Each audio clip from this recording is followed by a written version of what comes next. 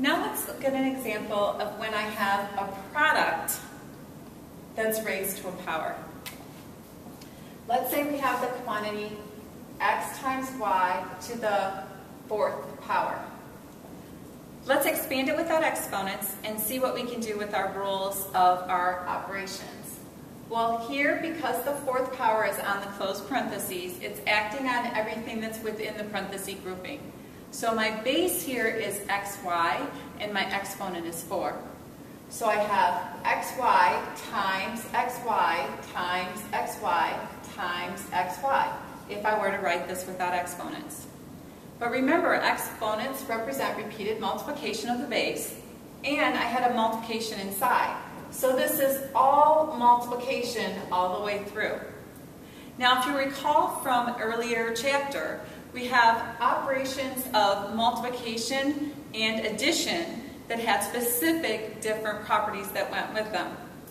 With the operation of multiplication, we have the commutative properties that says we can change the order around a multiplication and still get the same answer.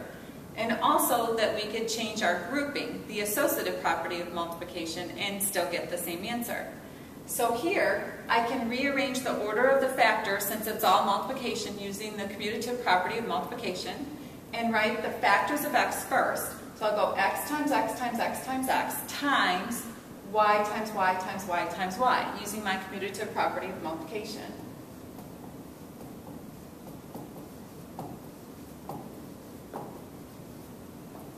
And then I see that I have 4 factors of x in the first part of this, so that's x to the 4th, and it's times 4 factors of y would be y to the 4th. So I get that as my simplification of the original question. Well, we again can get there with our rule of exponents by seeing that if I have a multiplication that's in a parenthesis grouping to a power, that each of the factors get that power. So let's say I have as an example of, in parentheses, a 3x quantity, and close the parentheses and put a square on it. So here, 3 is multiplied to x inside the parentheses, and the parenthesis grouping is what is the base, since my exponent of 2 is outside the parentheses. So it's just like one of those. I have a product that is raised to a power, so they each get the power. So this is 3 to the second times x to the second. Now with 3 to the second power, that's a numerical base to a power, so I can actually work out what the simplification of that value is. 3 times 3 is 9, and I get 9x squared for that simplification.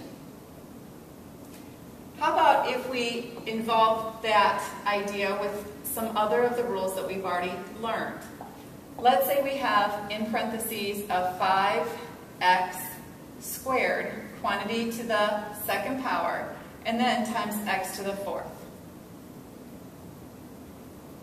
Well, inside the parenthesis grouping, I have 5 attached to the x squared by times, so each of those factors inside the parentheses will get that power of 2.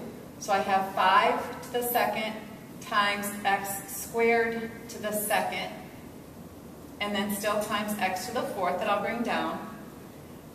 My base of 5 with my exponent of 2, that's 5 times 5, or 25.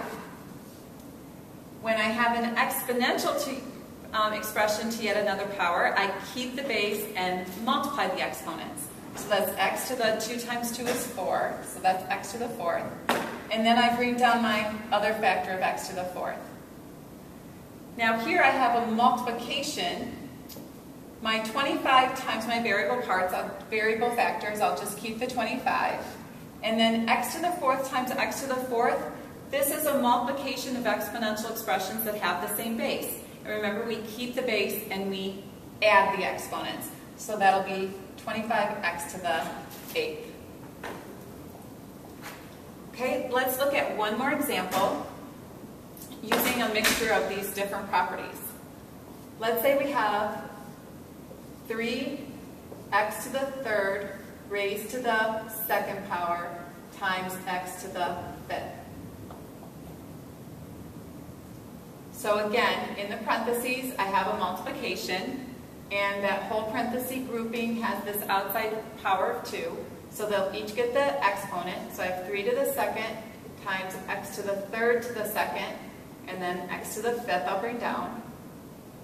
My numerical base of 3 to the power of 2, that's 3 times 3 or 9.